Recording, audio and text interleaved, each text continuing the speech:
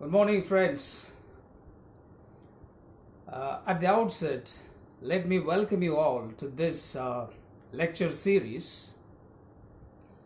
And today, the subject of discussion is making of colonial economy.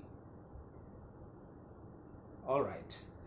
So when we talk of colonial economy, many things come to our mind, whether the colonial economy was constituted by purely economic reasons or social or political reasons, or it was related to power and hegemony. Right. So when we read making of colonial economy, there are issues like land revenue settlements, and there is an ideology called drain of wealth. And this drain of wealth leads to deindustrialization, and this deindustrialization leads to commercialization of agriculture, and above all, these land revenue settlements, drain of wealth, deindustrialization, and commercialization of agriculture therefore led to poverty. So this is what we read from historical literature. So today, what we will be doing in this lecture is to analyze all these factors. What were the intentions of the colonial government when it introduced land revenue settlements, and how the drain of wealth therefore led to a series of implications in the Indian society, and how therefore deindustrialization, commercialization of agriculture therefore need to be studied historically and critically. When we begin to explore the colonial economy, at least to my mind, the person comes to my immediate attention is Dadabhai Naoroji. So who is Dadabhai Naoroji? Dadabhai Naoroji, in fact, was a pioneer in many fields.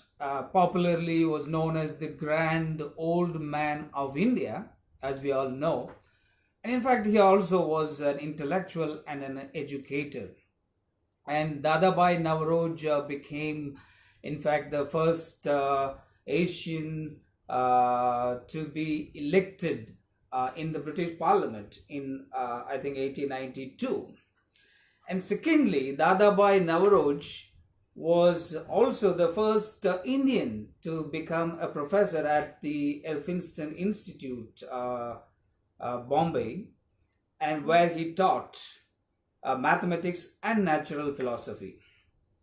And Dadabhai Naoroji, therefore, was in fact one of the pioneering individuals who had tried to come out with his idea by exploring the close connection between the foreign trade, excess of exports, and drain of wealth from India.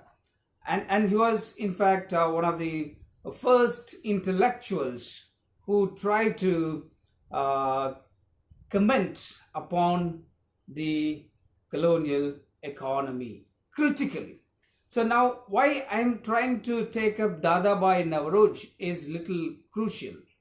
And as I told you, Dadabhai Naoroji has written a series of books, and most importantly, about poverty, un-British rule in India, and the accumulation of wealth. And I'll cite some of the important books for your understanding. One is Poverty of India, Papers and Statistics. This book was published in 1888. And similarly, you also have another important work, Poverty and Un-British Rule in India. So this book, in fact, was published in London in the year 1901. And unfortunately, this had the Indian edition only after independence. And in 1962, for the first time, the Indian edition was published in 1962. So remember, Dadabhai Naoroji therefore played a very, very important role. As I told you, he was one of the first individuals who tried to, create a discussion among the intellectuals. And for the first time in the 1871, he tried to come out with the idea by exploring the close connection between foreign trade, excess of exports, drain of wealth from India. It's a very, very important endeavor. So since then, we have a range of scholars who try to contest the colonial policy of exploitation in variety of ways. So therefore, I take Dadabhai Naoroji as a turning point, how the colonial economy was studied by different scholars. And having said this, we also need to remember it's not Dadabhai Naoroji. You also have a range of scholars like M.G. Ranade, and he has written a wonderful book titled Essay on Indian Economics. And you have R.C. Dutt, Economic History of India under the early British rule. And R.P. Dutt, for example, he has written a very, very scholarly work titled India Today, A.R. Desai's Social Background of Indian Nationalism. And these are some of the works, as the classic works on the colonial economy, in critiquing the colonial economy. Similarly, you have scholars who have tried to expand the scope of historiography based on the contemporary literature. You might be reading Tirthankar Roy's Traditional Industry in Economy of Colonial India, and possibly Irfan Habib's work on Indian economy, particularly from 1858, 1914, and later you have scholars like Bipin Chandra, and so many other scholars who try to therefore follow the discussion historically and critically. Well, one of the most popular saying, the British Empire in which the sun never sets, has been used to explain the vastness of British Empire that we all know. And in fact, historians also established that about 25% of the landmass of Earth was controlled by the British. And this could be one of the reasons why that the region was so extensive that at any one time there was daylight in one of the territories. So this could be one of the reasons why this popular saying that the British Empire on which the sun never sets continues to make sense historically. All right. So secondly, I need to begin a critical, understanding of how the whole idea of colonial economy needs to be studied. What is the beginning of this colonial economy? When did the British start legitimizing their exploitation? For historically speaking, the commercial exploitation, particularly of the British in India, became a widespread phenomenon after the Battle of Plassey and Battle of Buxar. I'm sure you all know from 1757 and 1764, you have these two important battles. And in fact, if you read the Court of Directors letters from two different rulers, including the Governor Generals, and you have particularly, I was going through some of the important letters of the Court of Directors, including Charles Grant. And most importantly, in 1765, remember 1764 was the Battle of Buxar, and immediately in 1765 the British, particularly the East India Company, had come out with an idea that the connection between Britain and India was based on greed and oppression. So this is a claim comes from the court of directors. So the rest of the story we all can very well imagine. So the connection between Britain and India therefore was based on greed and oppression. And secondly, they also were proud in imagining that every Englishman throughout the country started exercising his power to the oppression of the helpless Indians.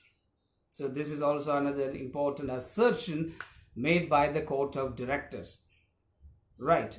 So the third important reason what made the British to have an eye on Indian economy, it's very, very important.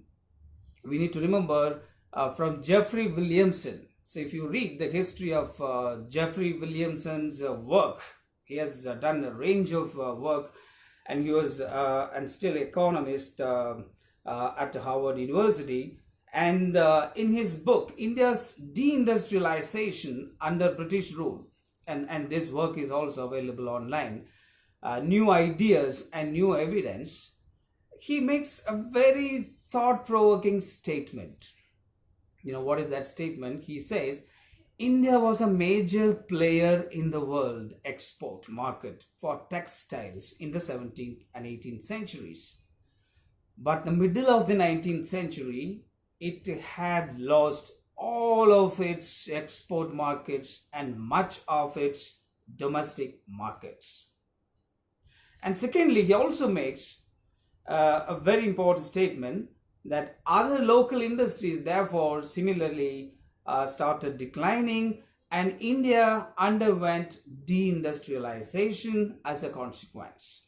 And the most important part, which I liked the most, is while India produced about 25% of the world industrial output, remember, while India produced about 25% of the world industrial output in 1700, which is in the 18th century, the figure fell to only 2% by 1900. I think I don't need to explain it any longer, because the figure itself says a lot about how the colonial economy was cruel, and in fact the cruelest. 25% was India's contribution in world economy, particularly in industrial output, and it was reduced to just single digit, I think 2% by 1900. And you need to ask the question, as historians, what is the contribution of England to world industrial output? And the same scholar says, nevertheless, England's contribution to world economy was just 1.9% in the 18th century. This is a serious argument that we need to understand.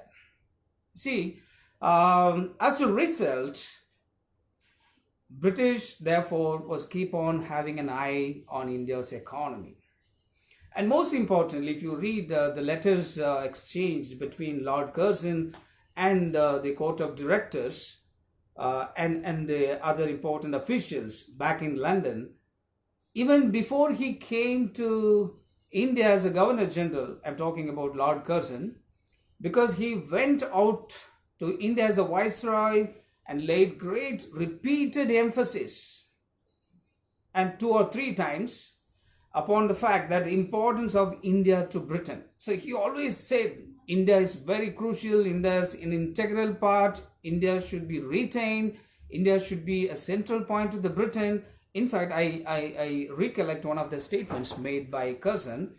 In 1988, Curzon stated that India was a central point of British Empire.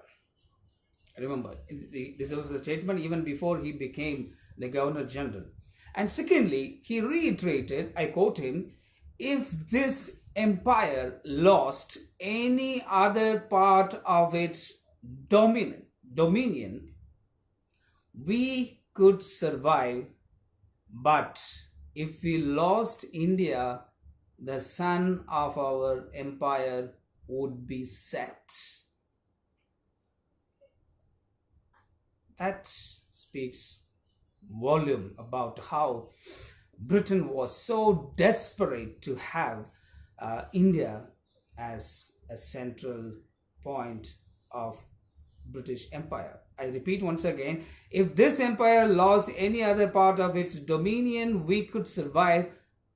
But if we lost India, the sun of our empire would be set. So this is a very, very important statement made by Curzon, and this also therefore played a very important role in creating a strong foundation of British Empire, particularly through colonial economy. So it is in this context I will be speaking about three important stages of colonial exploitation. I think this is a popular classification. One needs to be very clear. One is, we can think of something called merchant capital and development of underdevelopment. And secondly is industrial capital and the making of underdevelopment. And the third one is financial capital and the making of underdevelopment. So when we think of the first stage, merchant capital, mostly it starts from 1757. As you all know, Battle of Plassey, and secondly, Battle of Buxar. And the second stage, industrial capital, mostly in the 19th century, particularly from 1818 to 1858. This is a popular classification of some of the scholars. And third important period, financial capital, mostly after 1858 until India's independence. And let me explain this one by one briefly. The first stage, merchant capital, where we find the monopoly of trade, elimination of all possible commercial rivals, purchase of goods at cheap rates, nevertheless selling the same commodities at higher rates. This is a very, very important stage of colonial exploitation. And secondly, industrial capital and the colonial exploitation. What do we see here in this stage is, as we all know, England was just enjoying industrial revolution. So therefore, England was so desperate to have raw materials from its colonies. And therefore, import of machine-made goods to India became the order of the day. And one thing, it's very important that in the initial phase of the 19th century, British products could not compete with the Indian products because, as we all know, British products were inferior and in fact expensive. Hence, in order to protect its home industries, British government therefore imposed heavy taxes, imported and therefore their goods without any proper tax system. On the other hand, the British imported finished textile goods without any customs duties, right? And as a result, export of India was forced to decline, and the export of British goods increased considerably. So this is a very, very important how industrial capital therefore played an important role in exploiting the natural resources. And secondly, we also need to remember in this particular stage, development of cotton and jute industries and plantations. Most importantly, cotton, jute, tea, coffee, indigo plantations were also encouraged by the British for their vested interests, right? And here, this led to a decline of traditional textile manufacturers in India. And what is important, therefore, if you read David Arnold's important work, Science, Technology, Medicine, and in colonial India, and he makes a brief reference to the decline of traditional industries. And he argues that there was a drastic decline of traditional modes of textile manufactures in India, particularly in the 19th century. And he goes on to saying that Indian handloom industries particularly faced tough competition from British cotton mills. As a result, the impoverished Indian artisans were forced therefore to become agricultural laborers because they had no other provision to continue to survive, and the only option left for them is agriculture field. And even the rise of India's own cotton mill industries failed to provide an adequate alternative source of employment, right?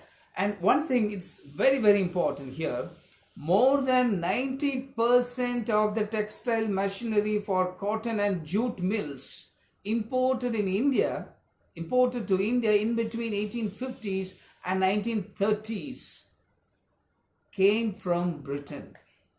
This is also an important argument made by David Arnold, particularly from Lancashire as a place is known widely for textile industries.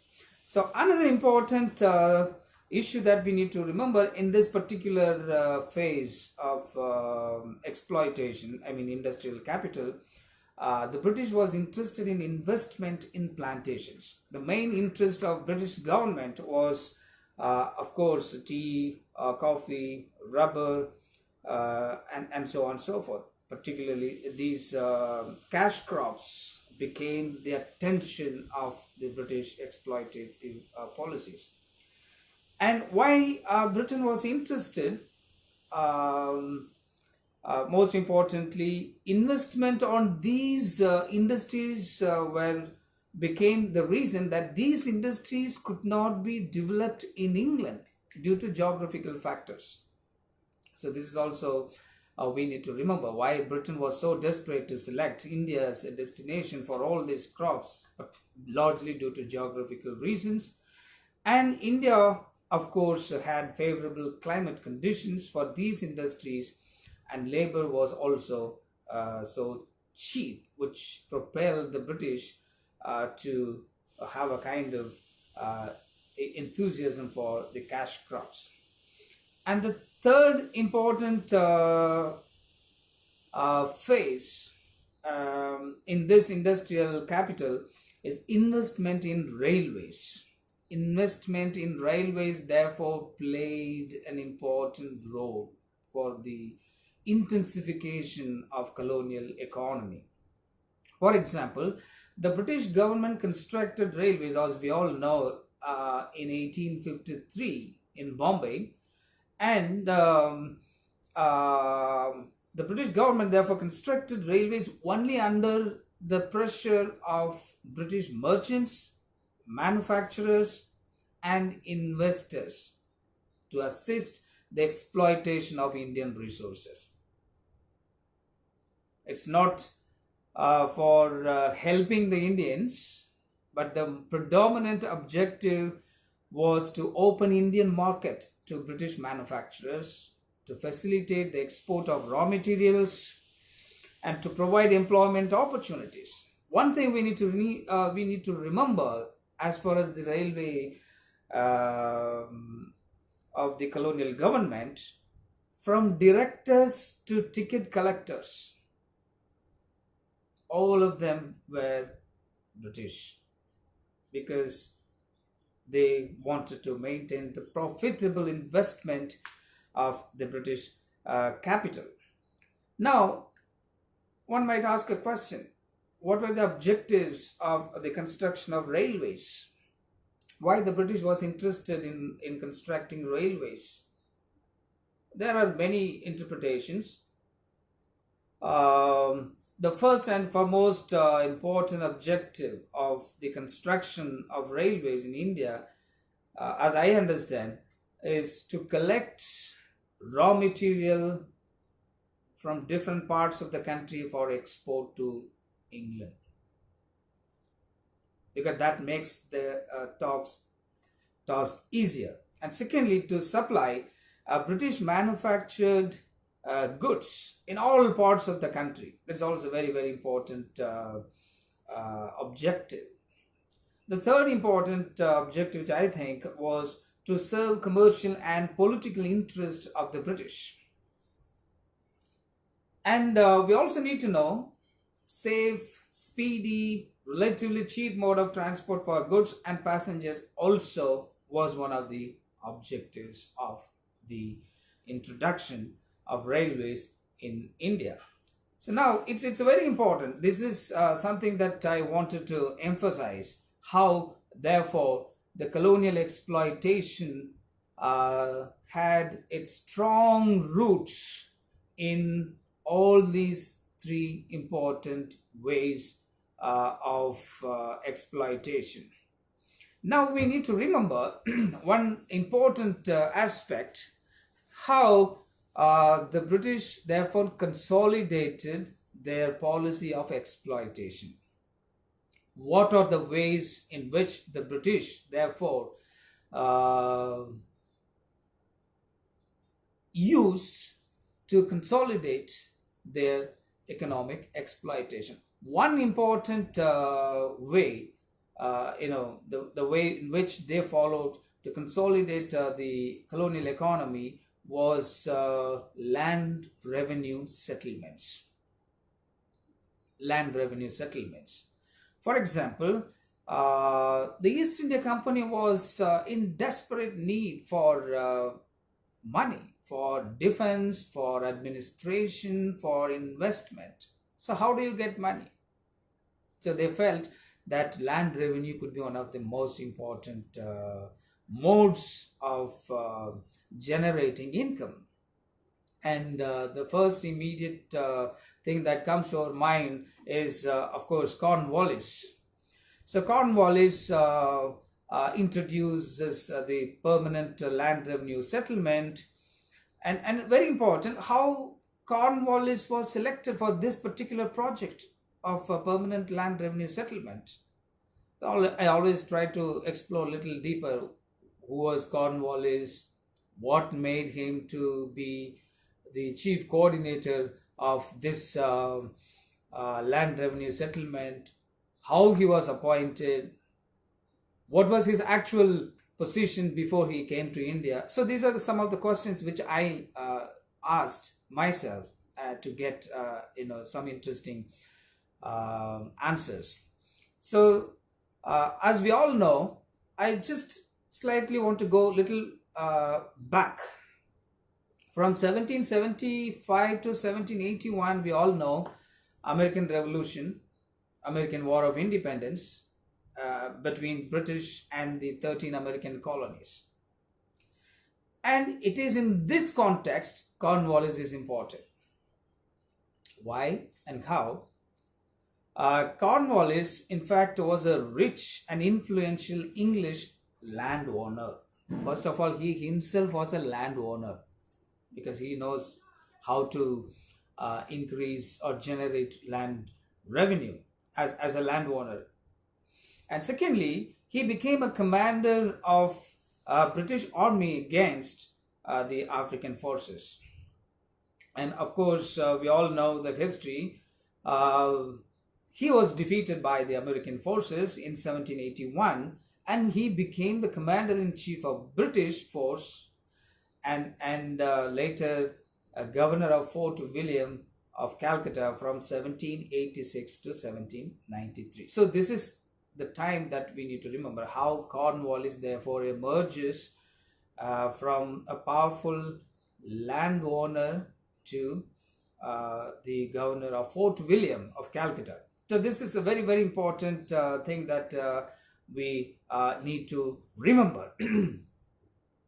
And here, if you read some of the works of historians and British writers, particularly H.H. Wilson in his work, The History of British India, he argues land was the source of revenue of the British government.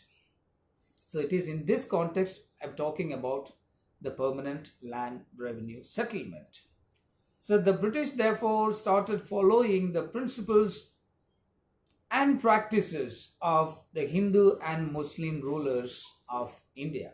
So because already we know that there was a kind of uh, taxation system or land revenue system both in ancient India and medieval India. So therefore they claim, and in a way they try to justify that land also can be used to generate income. And secondly, I also need to make a small intervention here is how there are scholars who try to reflect on the colonial exploitation. And the first important scholar that I can think of is Karl Marx in his book, The Future Result of British India. In a way argues that East India Company worked as a tool of colonial plunder and exploitation through monopoly of trade and accumulation of land revenue. And secondly, the British converted the land of India as its property. The British converted the land of India as its property. So that's a very, very important argument made by Karl Marx. And secondly, you also have similar such interpretations made by A.R. Desai. And this book is also available online, The Social Background of Indian Nationalism. And in this book, he makes a persuasive argument saying that the British introduced three different land revenue methods, and these systems therefore led to agricultural indebtedness due to a variety of factors, including changes in land, and there was a problem in the agrarian productivity, and there was also a problem in food supply. And therefore, A.R. Desai was very, very critical about the colonial exploitation and the policies that led to colonial exploitation.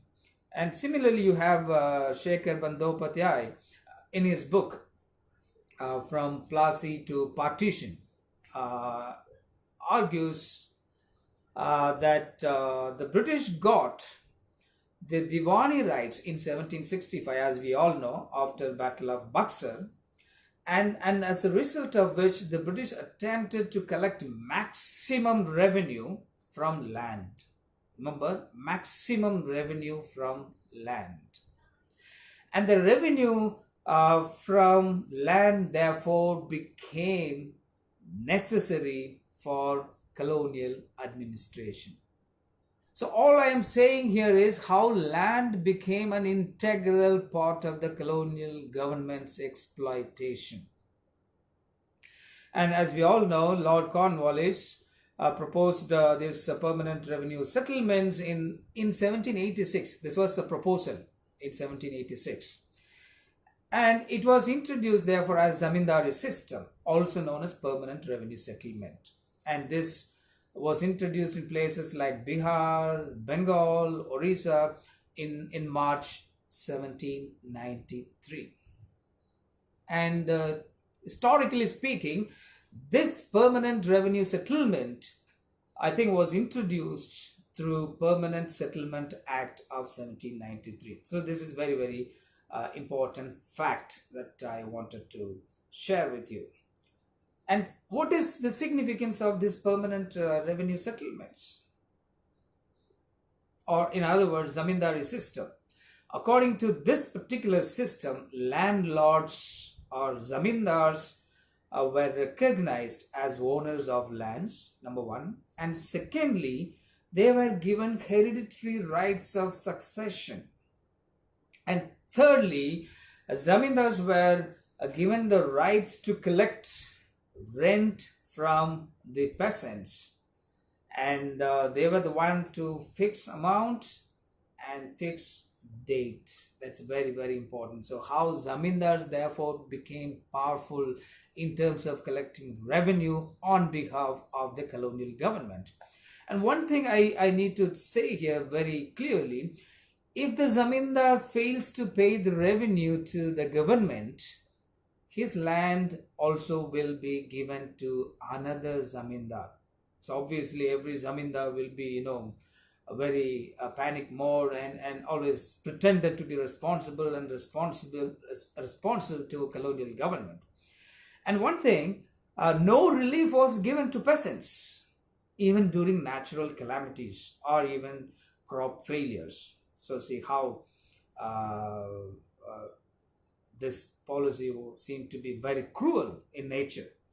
And one thing, the objective of their land revenue was to get money with a short span of time to meet the expenses of administration and other areas, including wars. So now the question is, this led to the prosperity of zamindars, obviously, and the East India Company.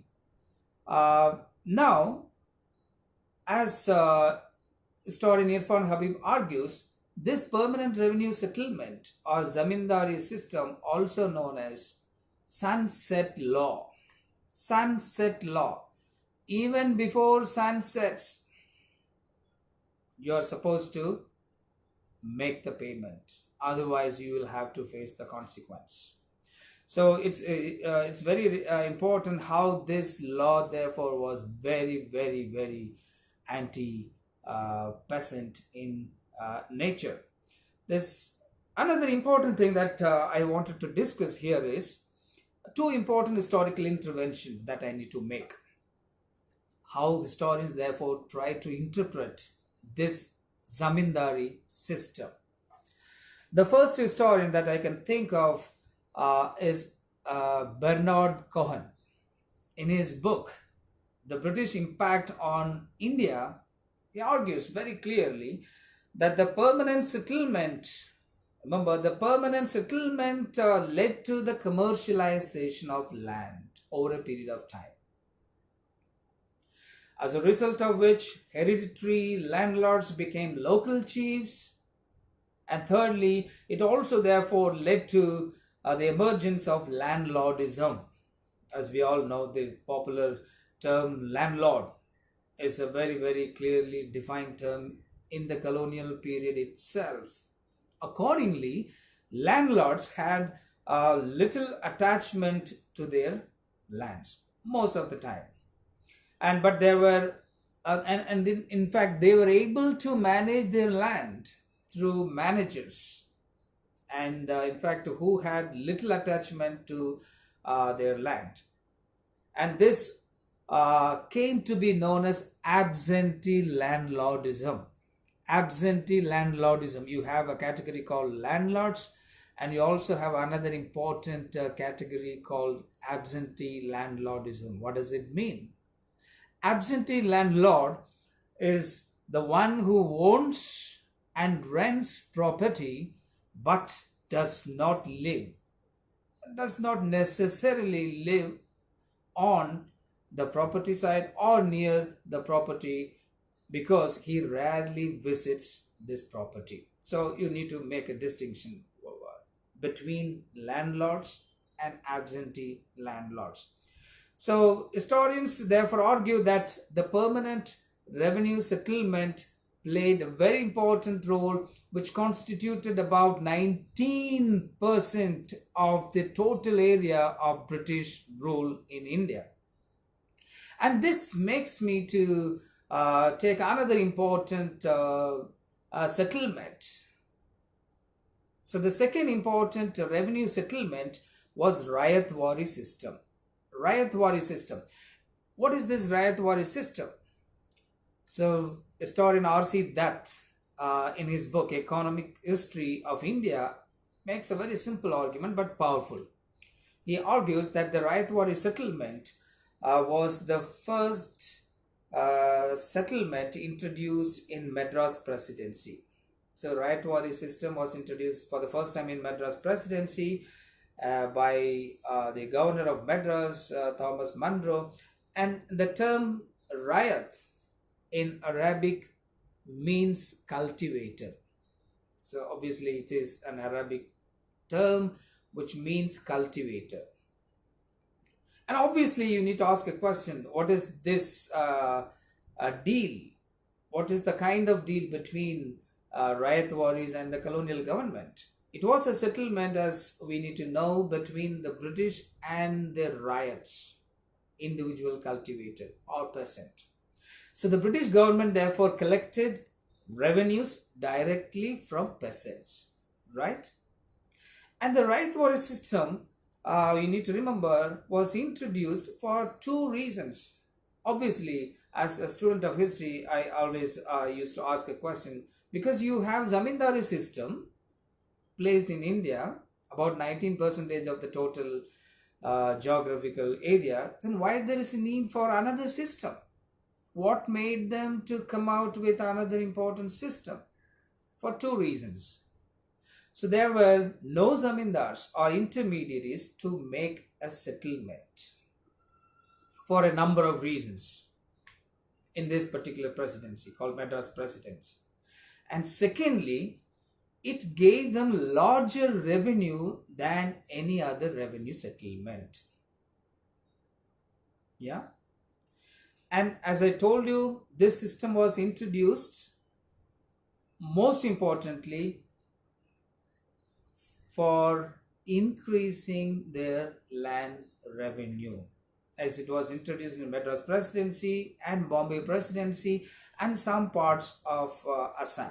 So in fact, around 50% of the total geographical area came under this Rayatwari system. That's very, very important. So according to this system, as it is very clearly stated by some historians, that farmers were recognized as owners of land as long as, it's conditional, as long as they pay revenue to the government. But in practice, farmers were treated by the colonial government as tenants because their land was sold if they failed to pay revenue on a regular basis. Right? Yeah. So, as again I'm arguing the statement made by R.C. Dutt in his book Economic History of India, that in this particular settlement, revenue was fixed for a period of 30 years based on the quality of soil and value of product. And it is in this context we need to remember, in this particular Rayatwari system, land became a saleable commodity, number one, because it can be bought, it can be sold, and it can be mortgaged. And this led to endless oppression. Remember, this is also one of the most important oppressive policies of the colonial government, because it simply forced the farmers to depend on the colonial government for a variety of reasons. Because why? This is a very dangerous revenue settlement, you know. There was no proper irrigation system made by the colonial government, but they expected that the farmers should make payment on a regular basis. Secondly, when there were monsoon failures, the farmers were supposed to borrow money from money lenders. It's another important serious issue of this particular system. So as a result, the money lenders, what they do? Money lenders mortgage the land and received high rate of interest from farmers, and the farmers therefore obviously forced to become debtors. As a result of which, as we all know, the farmers therefore were forced to abandon their lands, abandon their homes, and they were supposed to migrate from one place to another, and large quantity of land therefore became uncultivable. You see how the British government therefore created a series of implications on the very nature of land, and how farmers therefore were forced to undergo a series of traumas, physically and mentally. And the third important system therefore also contributed substantially to the colonial exploitation, which is Mahalwari system. Mahalwari system. What is Mahalwari system? So it was a village-based revenue system. Secondly, under this system, the entire village was taken as a unit of revenue collection. Every cultivator had a joint responsibility. Generally, revenue was collected through a village pradhan. Okay, so here individual cultivator is not responsible, but the whole village is collectively responsible. But the village pradhan was supposed to be the mediators, right, between the people and the colonial government. And very importantly, so this Mahalwari system was introduced in different parts of India, and particularly officially it was introduced by Governor General William Bentinck in 1833. So there is a concept of Mahal, in fact already existed in the Mughal period. And in fact Mahal was a technical term used as a unit of land revenue during the Mughal times. So I am not saying therefore it is a newly introduced system. And of course the nature of the Mahalwari system and the nature of extraction was different from the Mughal period. And here this agreement was made for a period of 30 years, and the village as a community therefore was expected to make a payment to the British as co-sharers. It did not therefore recognize any kind of intermediary between state and cultivators. So here there is no proper intermediary between state and cultivators. Rather, there was a person, a village headman, who was responsible for the collection of revenue on behalf of the entire village community. Number one. And what is arguments made by historians about this particular system? For example, S.N. Sen in his study History of Modern India argues that the ownership of the ownership right was therefore with the peasants, and the cultivation was to be done individually. Land revenue was to be made collectively. So cultivation was to be done individually, but the land revenue therefore was to be made collectively. And most importantly, there is a technical term used by S.N. Sen to refer to the headman of village. This Lambardar. Lambardar was therefore headman of village and was responsible therefore for revenue collection. And one thing you need to be very clear in this particular revenue system was that the British wanted to extract maximum revenue from some of the places like Punjab, one of the most productive regions in India, through this particular system. And one thing which strikes me here is there is some kind of resemblance between the Zamindari system and this Mahalwari system.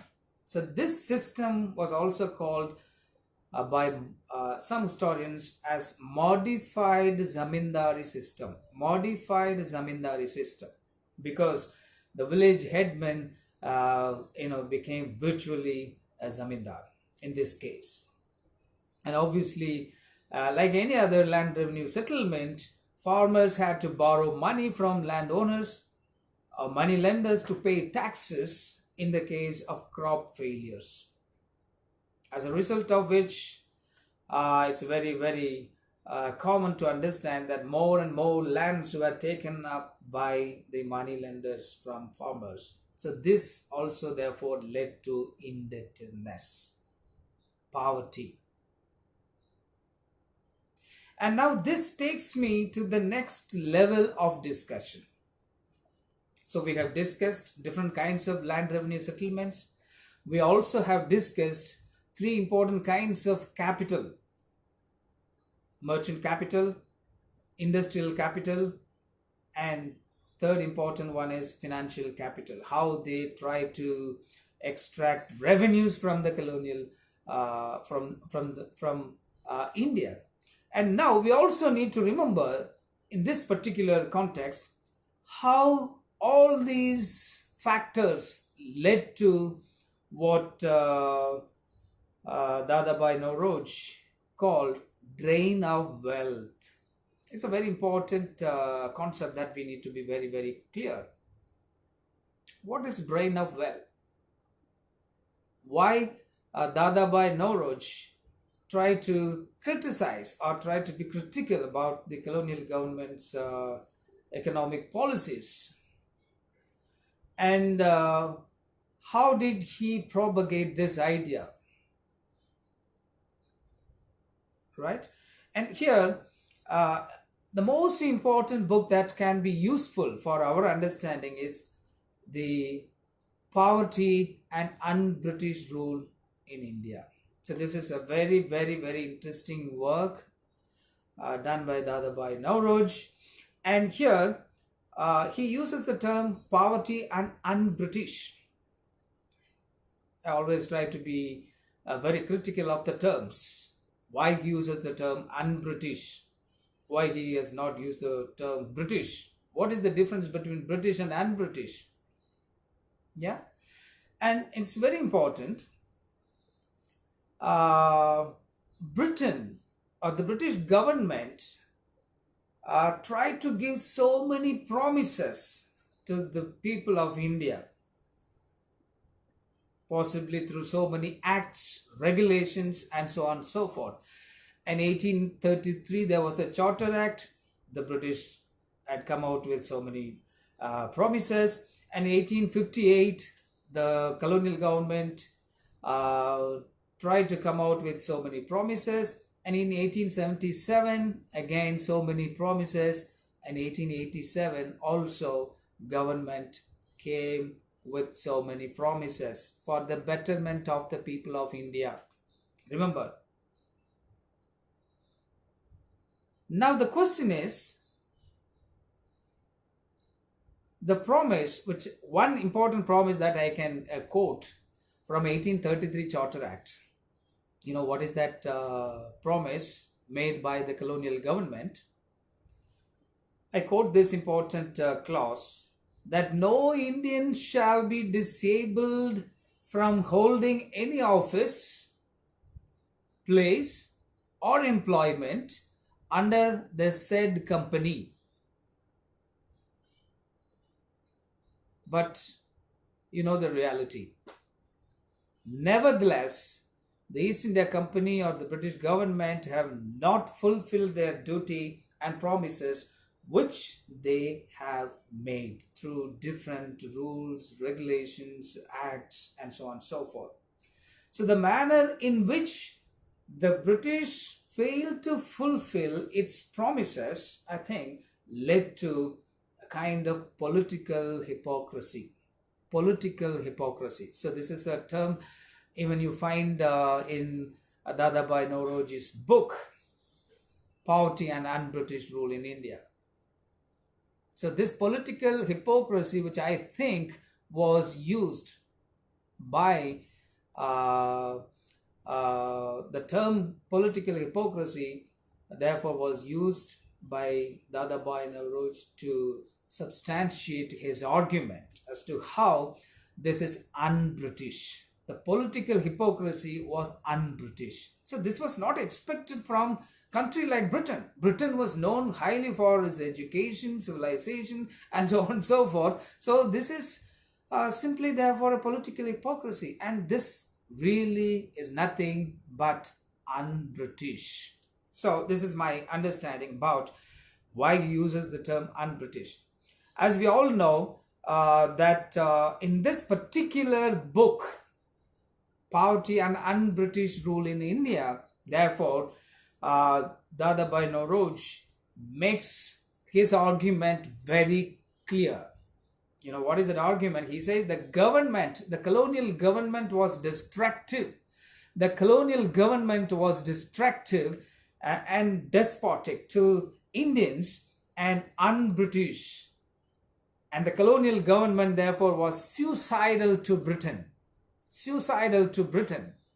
You know, therefore it's a very important how the colonial government, which was supposed to function in a transparent, civilized, productive, utilitarian way, but it was doing something else. So therefore, in this particular book, Dadabhai Naoroji argues that the British government was destructive and despotic to the Indians, and un-British and suicidal to Britain. So this is how he justifies the title of Poverty and Un-British Rule in India. So there are many things that we can think of to understand the drain of wealth theory. So as I told you, he was one of the first important individuals who had come out with the drain of wealth theory in 1871 itself. But this was publicized and widely spread phenomenon. It became a widely spread ideological discourse from 1901 onwards. So this book was obviously published in 1901, and the Indian edition, as I told you earlier, came in 1962. What is drain of wealth? Why he was very critical of the colonial policy? So as I understand, the drain of wealth was a constant flow of wealth, both money and material, from India to England. And secondly, he was the first to explain how the colonial economic policies led to systematic exploitation. Systematic exploitation. Well, what kind of exploitation we are talking about? He defined drain of wealth as a process of extraction both money and material wealth from India to England without providing any equivalent return to India. Without providing any equivalent to India. Always remember, before 1765 or before 1757, Battle of Plassey, there was a kind of equivalent return. I'm not saying equivalent return, almost something closer to equivalent return. The British used to send something in return for which it used to get something from India. But after 1765, the case was entirely different. So this is what scholars try to argue. If you read Naoroji's book, Dadabhai Naoroji's book, Poverty and Un-British Rule in India, he estimated that about 200 to 300 million pounds sterling loss of India's revenue to Britain that was not returned by Britain. 200 to 300 million pounds sterling that was lost to India's revenue, therefore what not substituted properly by the colonial government. So this is one of the important examples given by Dadabhai Naoroji. And another important thing, the East India Company used to send gold and silver to buy Indian goods, what you call bullions, the precious metals, silver, or it could be gold. But after the company established its political dominance in India, therefore particularly after 1757 and 1764, there was a sharp decline in gold and silver. And naturally, the East India Company therefore began to invest profits of revenue in business. And as a result of which, therefore, the drain of wealth was the basic reason for India's poverty. Right? So the end result of drain of wealth was India's poverty. And it was, according to Dadabhai Naoroji, was the evil of all evils of the British rule in India. Evil of all evils. And the drain of wealth, according to Dadabhai Naoroji, reduced India to a land of famines. That's also another important implications of the drain of wealth. Now, what were the reasons, according to Dadabhai Naoroji, led to the drain of wealth? As again, I'm recollecting from various sources, and this was pointed out by Dadabhai Naoroji's scholarly research works. He argues that the British imposed heavy taxes on Indian products.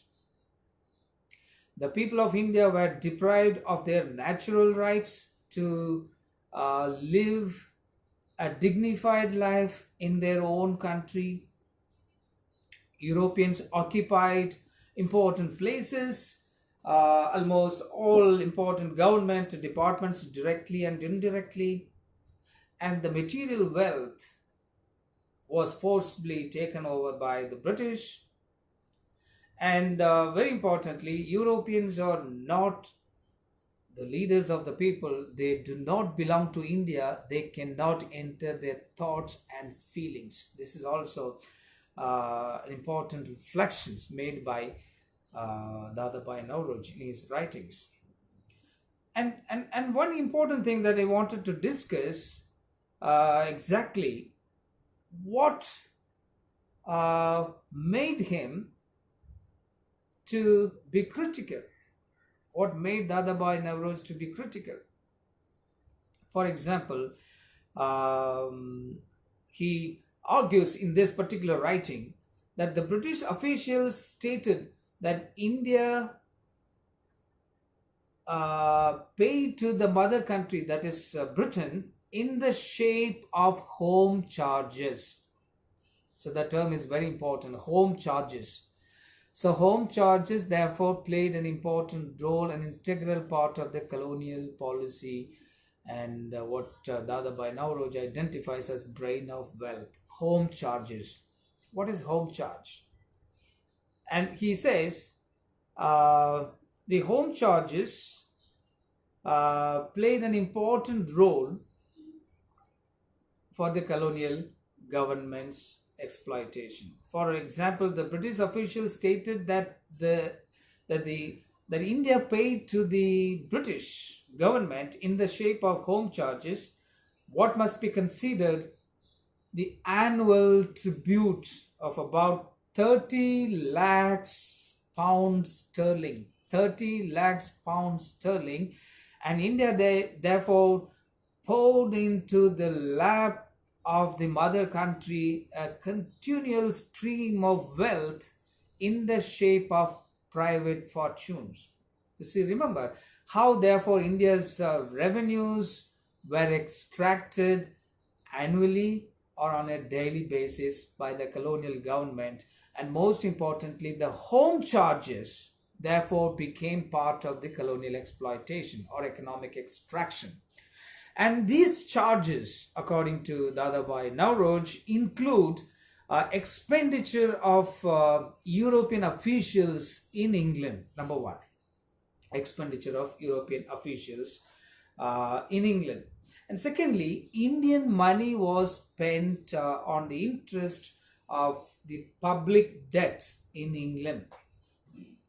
Remember, this is also one of the important reasons that led to the most important issue And the third important reason that we need to remember, Indian money was spent to meet the expenditure on railways and irrigation works.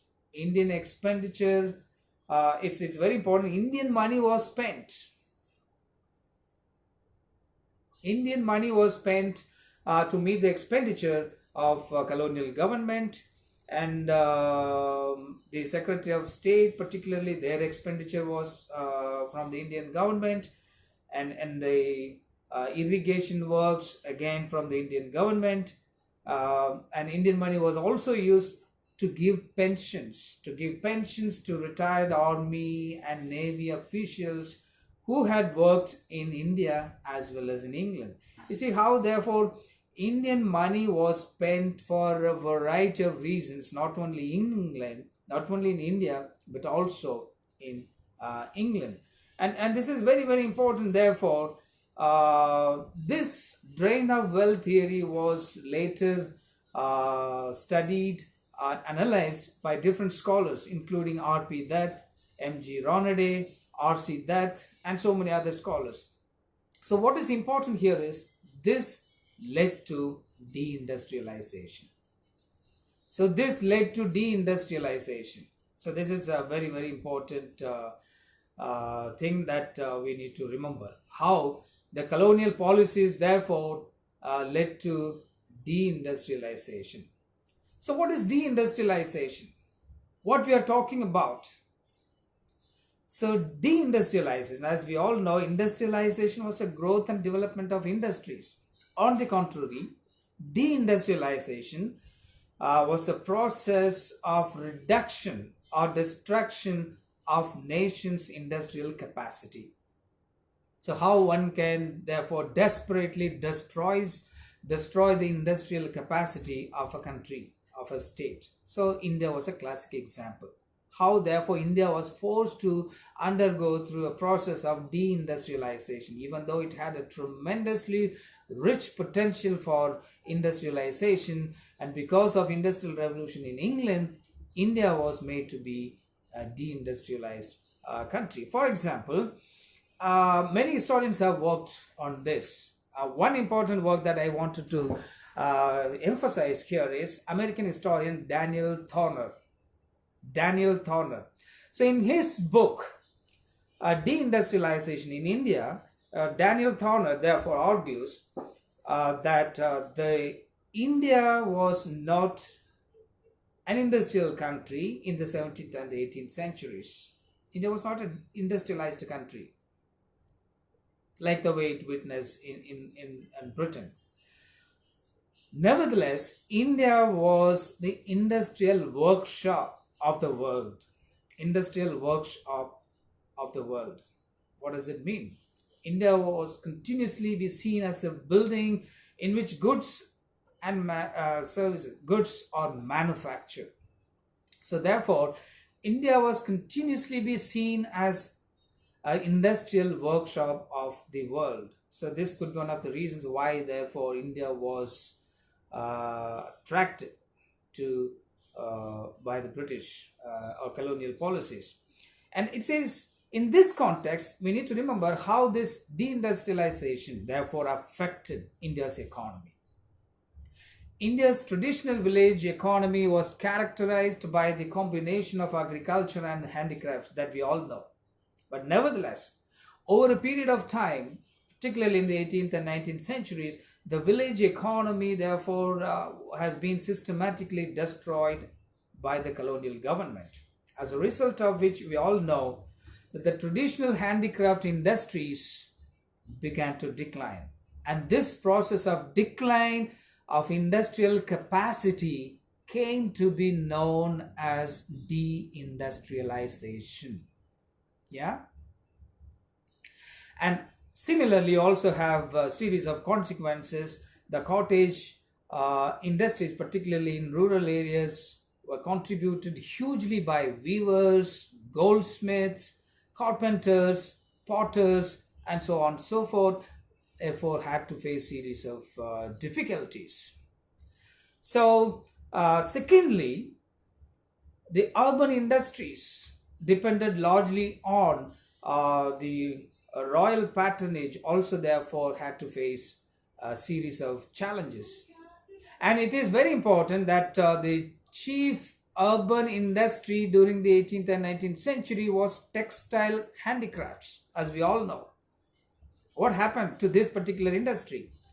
So deindustrialization therefore affected cotton textile industry the most. Remember, deindustrialization affected cotton industry the most. Why cotton industry became a victim? Because it was the second largest provider of employment after agriculture. So India's cotton goods, therefore, were the best in the world before 1800, had to face series of challenges and difficulties. So what happened now? After Industrial Revolution, the machine-made textile goods of Britain affected India's industry. And the British imports in India therefore began to grow, and it led to domination of British cloth in the Indian market. Now, as we all know, any person who has a common sense will be able to understand that how it led to a series of unemployment. The wages of spinners and weavers had gone down drastically, and deindustrialization, one thing we need to remember, affected the jute handloom weavings of Bengal, the woolen manufacturers of Kashmir, silk manufacture of Bengal, hand paper industry, glass industry, bangle industry, and so on and so forth in a drastic way. So you need to remember how therefore deindustrialization really shook the foundation of Indian agriculture in a variety of ways. One thing we need to remember here, Britain was experiencing industrialization, whereas India was experiencing deindustrialization at the same time. And the intervention of power loom in Europe completed the decline of this important industry in India.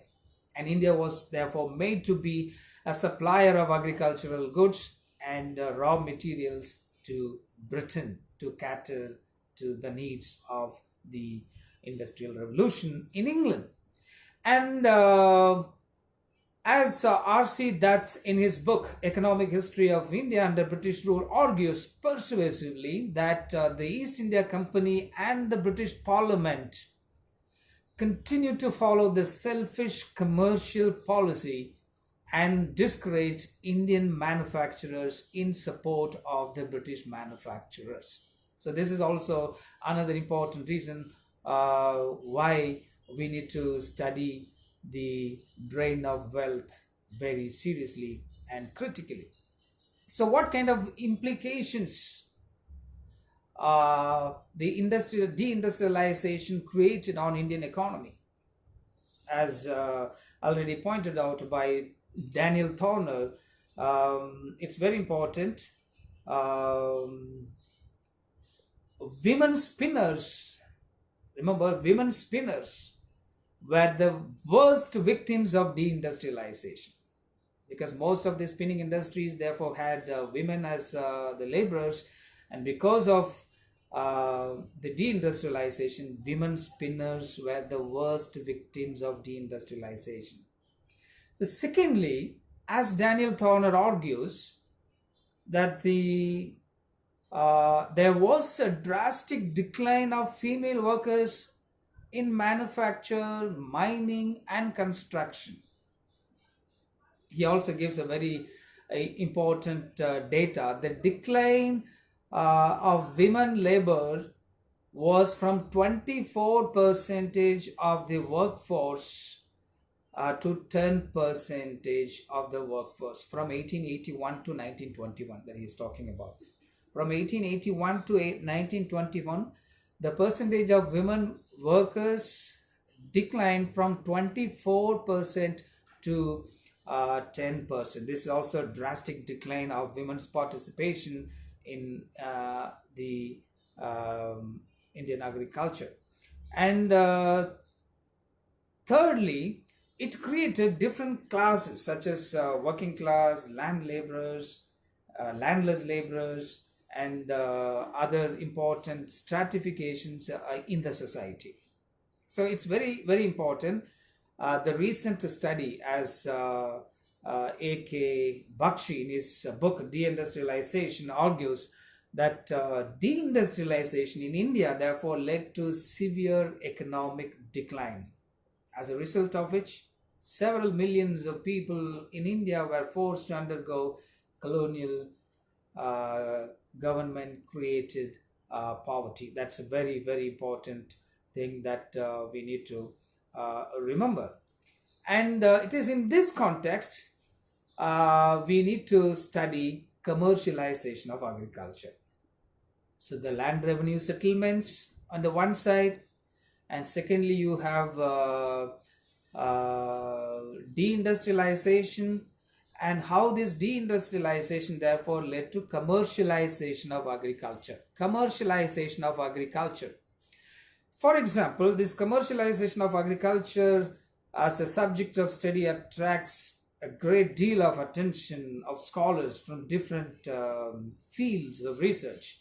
And one important scholar that I can think of is economic historian Tirthankar Roy, who teaches economic history at the London School of Economics. In his book, The Economic History of India from 1857 to 1947, he argues that the commercialization of agriculture was an economic process during the colonial extraction.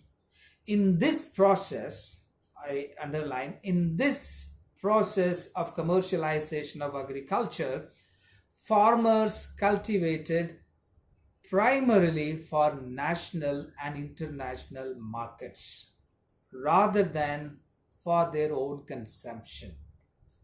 I hope it's clear to you.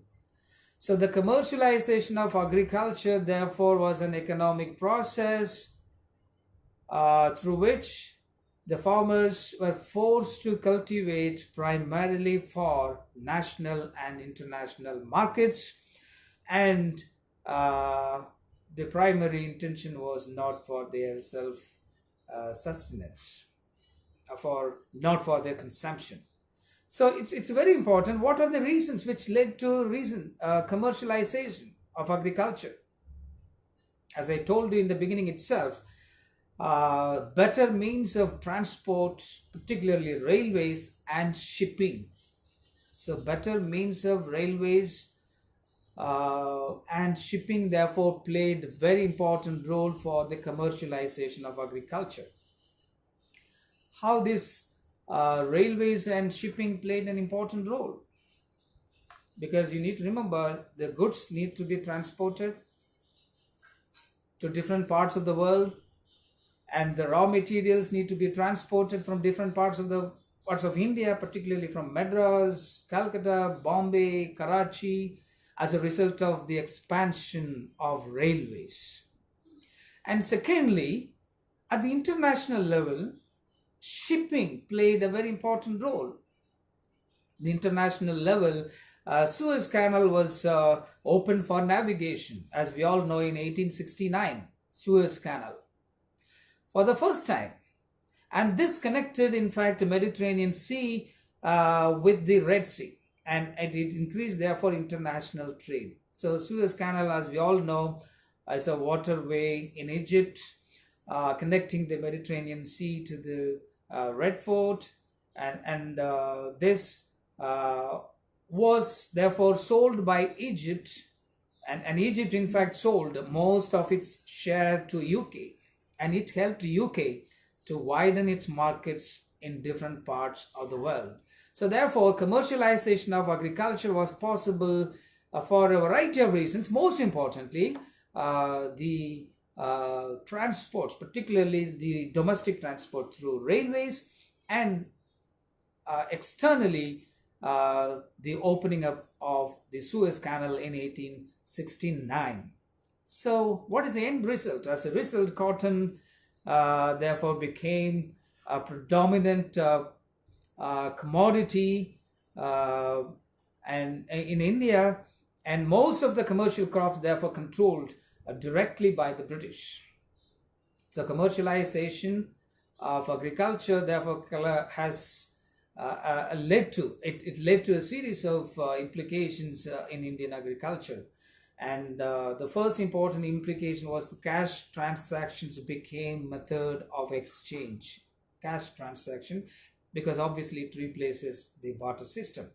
As a result of the commercialization of agriculture, there are many important implications took place on Indian society and economy. If you read Rajat Datta's work, it is a case study how commercialization therefore took place in Bengal. Okay, so Rajat Datta, who teaches at Center for Historical Studies, JNU, he argues in his book, The Society, Economy and Market Commercialization in Rural Bengal, argues that there were three major types of agricultural commercialization in India. Right? There were three major types of agricultural commercialization. The first form of commercialization was associated with tea plantation in the northern districts of Bengal. So he is talking primarily from rural Bengal as a case study. The first commercialization, according to him, was associated with the tea plantation in the northern districts of Bengal. And the second type of commercialization was associated with cotton and jute. And the third phase of commercialization was associated with indigo. Of course, cotton also. So in the second half of the 19th century, there were markets for Indian products. As he says, that cotton therefore was produced in Bengal and Bombay Presidency, jute in Bengal, sugarcane in United Provinces, and groundnut in Madras therefore intensified the process of commercialization of agriculture. Remember, commercialization of agriculture also was one of the most important colonial policies of exploitation. And as any other colonial policy, the commercialization of agriculture also created series of implications. For example, it benefited British planters, manufacturers, and traders. Only rich Indian farmers, traders, and moneylenders benefited through this particular commercialization. And therefore, it increased inequality of income in the rural areas. Yeah. It adversely affected the self-sufficiency of village economy. That's another important thing that we need to remember. And this obviously led to series of revolts. Most importantly, Indigo Revolt became a historical reality in 1850s. And famines became the order of the day, and peasants suffered the most in the Indian society. And you also therefore need to understand how the colonial policies therefore lead to a series of implications on the Indian society through the colonial extractive policies. And as I told you, therefore, let me summarize here how the colonial government was responsible for a series of changes in the Indian society and economy. Number one, colonialism destroyed India's traditional industries through tariffs. Secondly, it reduced the growth of modern industries, which led to underdevelopment. In fact, the colonial policy of exploitation led to development of underdevelopment. And thirdly, colonialism created unbalanced economy, unemployment, and underemployment. The next important implication, it led to excessive pressure on land. Obviously, land revenue therefore land revenue policy led to excessive land tax, in a way which led to emergence of landlordism and money lending. And the next important implication of the colonial economic policy was reconstructing of colonial agrarian relations led to emergence of landlordism and money lending. And the another important issue that we need to remember here is railways in India served for the exclusive interest of the British. Similarly, its financial policy therefore affected the welfare activities and created starvation in the Indian society. And in addition to this, the growth of foreign capital, as I told you, the industrial capital, financial capital, merchant capital, therefore, through a range of mechanisms, intensified the British economic exploitation.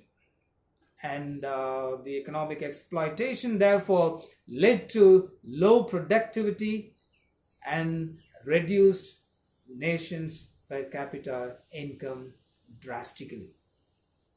And the economic drain, therefore, led to famine, scarcity of food supply, and extreme hunger. And in the words of Jeffrey Williamson, India's deindustrialization led to a series of implications. Most importantly, deindustrialization in the 17th and 18th centuries argues that India accounted for about 25% of the world economic production in the 18th century. Nevertheless, deindustrialization reduced India's share of world economy from 25% in 1700 to 2% in 1900. You see how, therefore, the colonial economic policies created a drastic change in the Indian society and the economy. Let me summarize with with a statement made by Lord George Hamilton. Lord George Hamilton, who is Lord George Hamilton? He was a politician from British Conservative Party and also Secretary of State for India. So George Hamilton, remember, George Hamilton played a very important role in the Indian polity, and he made, in fact, he candidly admitted in 1899. Let me read out the remarks made by George Hamilton. He argues, our government never will be popular in India. So this is a candid admission of George Hamilton, and this was made in 1899. I repeat once again, I quote, our government never will be popular in India. Again, our government never can be popular in India. How can it be otherwise? If the present un-British and suicidal system of government continues, common sense tells us that such a system can never and will be popular. Yeah. Now you are the best judge to make your own observation whether the British government was popular or something else, because the colonial economic and exploitative policies made their own officials to come to a logical conclusion that their own government was un-British. Their own government was a suicidal system, and their own common sense tells them that their own government can never and will be popular. So that was the case with this colonial government's policy of exploitation. So with this, I end this lecture, and please feel free to comment, and I will try to respond. And whatever I said is from my limited understanding. I'm not saying that whatever I said is final and therefore you are supposed to believe in.